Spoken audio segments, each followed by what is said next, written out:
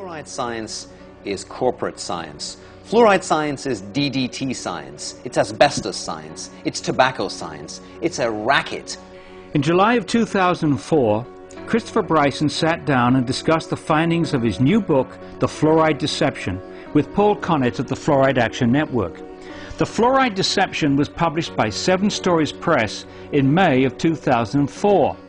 The book is based on nearly 10 years of research by Bryson, an award-winning journalist and former producer at the BBC.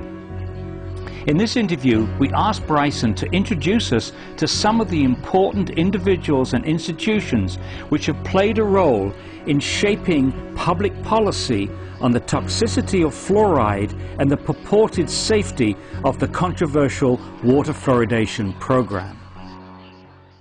In 1993, I was working at Rockefeller Center in New York as a radio producer for the BBC. And I got a call from London. There was a local water fluoridation battle in the north of England, in Leeds. And the producers, it was a daytime radio show. You and Yours was the name of the program. And the producer said, "Chris, what do you know about fluoride? What do the Yanks think about fluoride? Is there an American angle?" And it was a very, familiar request to me. Is there an American angle to the story? And I said, "Look, I don't know fluoride from a hole in the wall. I have no idea about fluoride, but let me make a few phone calls and see if I can't help you out." And my first call was to Ralph Nader in Washington. And I'm not sure why I called Ralph Nader, but look, it was a consumer issue. And Mr. Consumer, Ralph Nader, I thought, let's give him a call. And I got through, and he said, "Look, I don't know a great deal about water fluoridation, but I've never had terribly good feelings about it. Here are the names of a couple of scientists you ought to speak with." And he gave me the names of Dr. William Hersey, who then and now is a chemist at the Environmental Protection Agency, and Dr. Robert J. Carton. Bob Carton had been with EPA, but at that time was then over at the U.S. Army. And I went down to Washington and met with Dr. Hersey and Dr. Carton, and they explained to me that the safety standards for water fluoridation in this country are based on fraudulent science.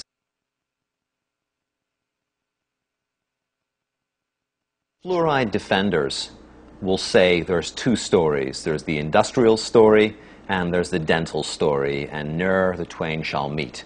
It's not true. The stories are braided very tightly and very profoundly, and they're braided from the beginning. The very first suggestion that fluoride be added to public water supplies was made by a researcher, Gerald Cox, at the Mellon Institute in Pittsburgh.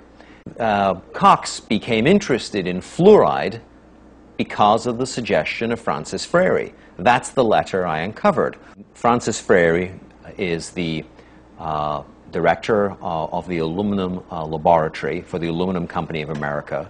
He is very concerned about fluoride pollution around aluminum plants. He's very concerned about what the fluoride is doing to the workers inside these aluminum plants. But his suggestion to Gerald Cox is to look at fluoride's dental effects. And it's upon the basis of that suggestion that Gerald Cox makes his proposal to add fluoride to public water supplies. Right at the very source of the stream, you find the aluminum industry.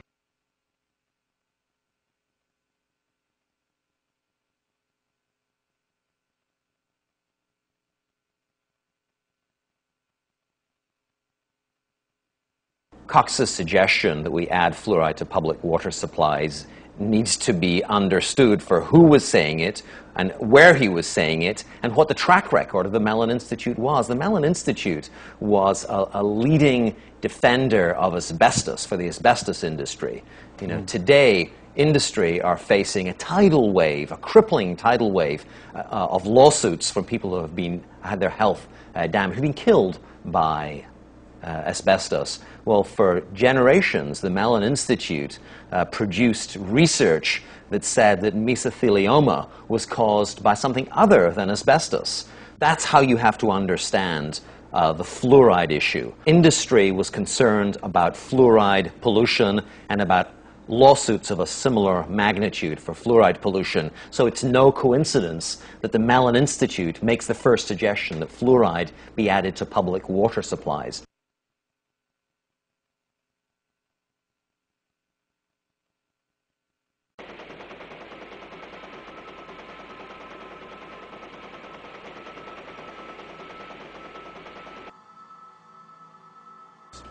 It's quite astonishing, Paul, the degree to which environmentalists have not been educated about fluoride. I'm a reporter. I'm not a scientist or a doctor. I'm quoting documents. I'm citing lawsuits when I refer to fluoride as a major industrial air pollutant. In fact, the leading air pollutant in the aftermath of the Cold War. Those are not my words. That's not my opinion. That's a quantitative assessment by industry experts of the scale of the lawsuits they were facing.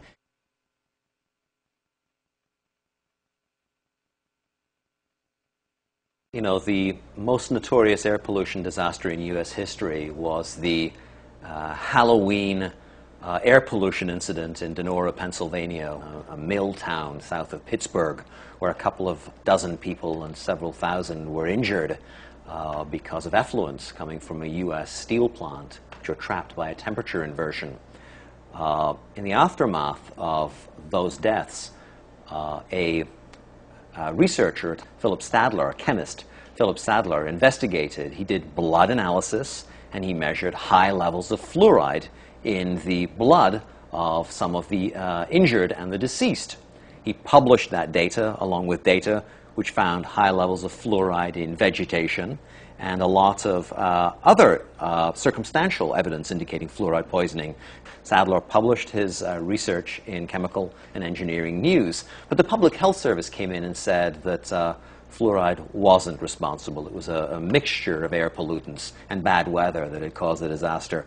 Well, I uncovered a memo, Paul, a memo from the Aluminum Company of America in which they had secretly gotten blood from one of the deceased. And their measurements were almost exactly the same measurements that Philip Stadler found. Laundering fluoride's role in the Donora pollution incident is really emblematic for what has happened for the last half century and an accounting for why environmentalists don't know their own history. Donora jump-started the environmental movement, but environmentalists don't know that Donora was almost certainly caused by fluoride.